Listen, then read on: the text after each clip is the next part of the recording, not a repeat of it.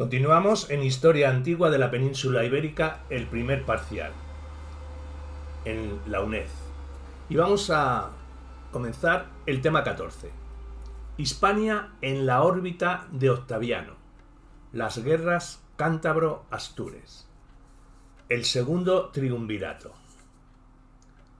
La guerra en Hispania de Sexto Pompeyo. Mientras César celebraba en Roma sus victorias en Hispania, Sexto, hijo menor de Pompeyo, volvió con un pequeño ejército a la ulterior. Ni Carrinas, legado de César, ni Asinio Polión, nuevo responsable de la provincia, pudieron con él. Tras el asesinato de César, el pretor de la Citerior, Emiliano Lépido, consiguió, a través de los responsables políticos en Roma, que Sexto depusiera las armas y se integrara en la vida pública, año 44 a.C. Octaviano y los cesarianos, el triunvirato. El asesinato de César no sirvió para que el Senado recuperara el poder. Este estaba en manos del ejército dirigido por Marco Antonio y Lépido, lugartenientes de César. Marco Antonio intentó concentrar el poder en su persona, basándose en el ejército, pero Octaviano, hijo adoptivo de César, llegó a Roma dispuesto a defender su herencia. El Senado intentó utilizar a Octaviano contra Marco Antonio, pero se negó a nombrarlo cónsul, por lo que el heredero de César entró en Roma con su ejército. Las manipulaciones de Lépido consiguieron acercar a Marco Antonio y Octaviano para formar, junto con él, el llamado Segundo Triunvirato, a caballo entre la dictadura y el pacto privado. Este acuerdo consistía en el reparto de las provincias y sus correspondientes legiones, y su duración era de 5 años. Una vez eliminados los adversarios, Cicerón, Bruto y Casio, entre otros, Antonio y Octaviano decidieron un nuevo reparto a espaldas de Lépido. Oriente sería para Antonio y Octaviano se quedaría en Italia. La relación entre Antonio y Cleopatra, sentimental y política, provocó el enfrentamiento con Octaviano, que venció en Acio, año 33 a.C. Tras el suicidio de ambos, Octaviano monopolizó el poder. Lépido en Hispania. Al contrario que durante el conflicto entre César y Pompeyo, Hispania permaneció prácticamente al margen del conflicto entre Marco Antonio y Octaviano.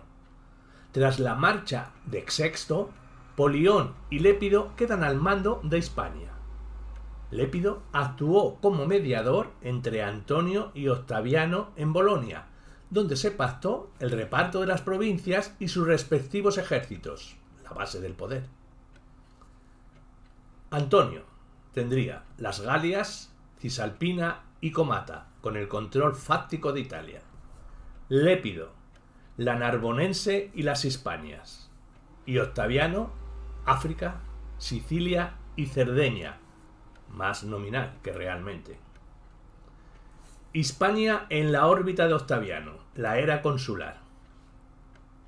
Tras la victoria de Filipos sobre los asesinos de César, Antonio y Octaviano decidieron remodelar el reparto al margen de Lépido. La Narbonense para Antonio y las Hispanias para Octaviano, compensando a Lépido con África. Octaviano dejó al mando de Hispania a sus legados. En el año 38 a.C. empieza la era consularis o hispana, fórmula de datación muy utilizada a partir de entonces, sobre todo en la zona norte. Aunque el conflicto entre Octaviano y Antonio casi no afectó a Hispania, nuestra península sí quedó incluida en la estrategia general de la guerra. La conquista del norte peninsular. Las campañas de los legados de Octaviano. Aunque las fuentes no hablan mucho de esta época, sí sabemos de las luchas de los legados contra los indígenas en las fronteras provinciales en el 39 a.C. Se supone que el objetivo eran los pueblos del norte del Duero, cántabros y astures. Roma no había mostrado gran interés en Cantabria y Asturias, conocidas como Cantabria hasta los Pirineos, tierras habitadas por pueblos primitivos y guerreros. Hasta la mitad del primer milenio, las noticias de los cántabros se limita a su presencia como guerreros al lado de otros pueblos indígenas o como mercenarios romanos.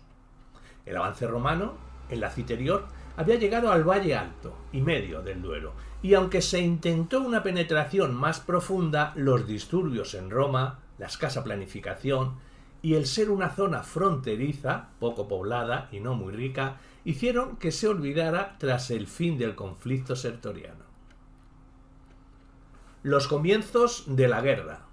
La campaña de Statilio Tauro.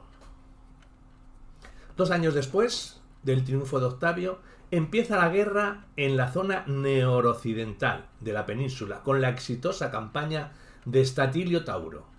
Calvisio Sabino y Sexto Apuleyo también consiguen sendas victorias. Bárdulos y caristios fueron probablemente sometidos para favorecer la comunicación romana con Aquitania. El vasto territorio y la belicosidad indígena alargaron el conflicto, causando incluso importantes desastres en el bando romano. La campaña de Augusto. En el año 26 a.C., Augusto interviene en las guerras cántabras. Existen varias hipótesis sobre los motivos: política, justificación defensiva, motivos económicos, las minas, concepción del imperio como unidad orgánica. El desarrollo del conflicto obligó a Octavio a intervenir movilizando grandes efectivos. Las fuentes son Floro, Orosio y Dion, pero las interpretaciones, rectificaciones y ausencia de datos arqueológicos dificultan el conocimiento real del desarrollo de la campaña. Augusto sabía que esta campaña serviría como medio de propaganda y por ello se desplazó a Tárraco a finales del año 27 para prepararla a conciencia para la primavera siguiente. El objetivo era dominar el acceso entre el litoral cántabro y la meseta del Duero, cuenca de Besaya. Los ejércitos de la Ulterior y la Citerior, entre 30.000 y 50.000 efectivos, debían actuar coordinados y tenía gran importancia el tema del abastecimiento, desde Aquitania y por mar. El ejército de la Citerior empezó la ofensiva, con Segisama, Sasamón, con Augusto al frente y con el apoyo de la flota de Aquitania, en Suances y en la bahía de Santander. La guerra fue más larga y dura de lo previsto, a causa de las numerosas guerrillas indígenas y de las dificultades del terreno. Augusto incluso estuvo a punto de morir, a causa de un rayo. Más tarde enfermó y tuvo que regresar a Tarraco. Su legado, Astitio, terminó la campaña y Octavio proclamó la pacificación del imperio en Roma en el año 25 a.C. La continuación de la guerra.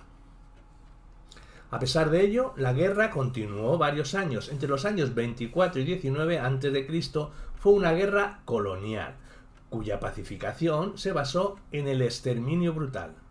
Paralelamente se fue conquistando el sector montañoso al occidente de Astorga, el Bierzo, para favorecer la instalación de las fuerzas de apoyo romanas. El sometimiento definitivo de cántabros y astures.